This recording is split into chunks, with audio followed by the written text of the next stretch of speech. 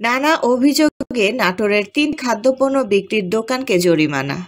Staff reporter Shahabul আলমের প্রতিবেদন। নাটোরের ৩টি খাদ্যপণ্য বিক্রয় প্রতিষ্ঠানকে জরিমানা করেছে যৌথ টাস্ক ফোর্স। পণ্যের উদ্যোগ ঊর্ধ্বগতি রোধ এবং ভেজাল বিরোধী অভিযানের অংশ হিসেবে আজ ৫ নভেম্বর বৃহস্পতিবার দুপুর 12:30টার দিকে এসব প্রতিষ্ঠানে জরিমানা এবং সতর্ক করা হয়।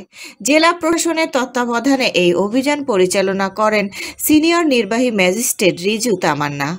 অভিযানকালে নির্বাহী ম্যাজিস্ট্রেট রিজু তামান্না জানান, যৌথ টাস্ক ফোর্স এর তত্ত্বাবধানে আজ নাটোর শহরের মাদ্রাসা মোড় এলাকায় সূর্য সুইটকে বিএসটিআইয়ের নিবন্ধন দেখাতে না পারায় ১,৮০০ টাকা মেয়াদ উত্তীর্ণ খাবার রাখার অভিযোগে রোজা কনফেকশন নারীকে ৫,০০০ টাকা এবং কানাইখালী এলাকার তামান্না বিগ বাজারকে পণ্যের অতিরিক্ত মূল্য রাখার অভিযোগে ১০,০০০ টাকা জরিমানা করা হয়। সেই সঙ্গে এই সকল প্রতিষ্ঠানকে অনিয়ম না করার জন্য সতর্ক করা হয়।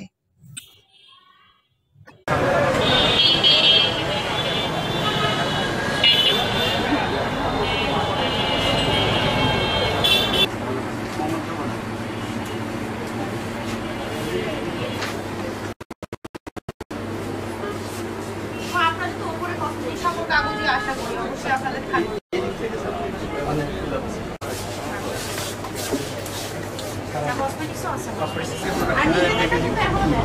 আমি নিয়ে আসছি স্যার।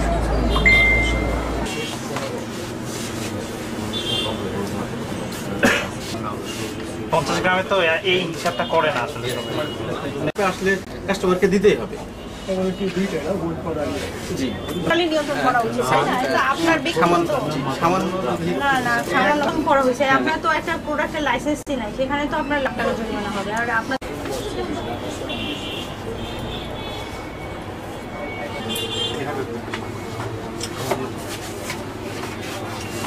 ওইভাবেই বিক্রি করে বাজার যত হোক সেটা তো দেখেন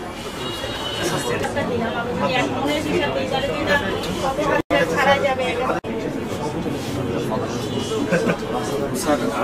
আরো কয়েকটা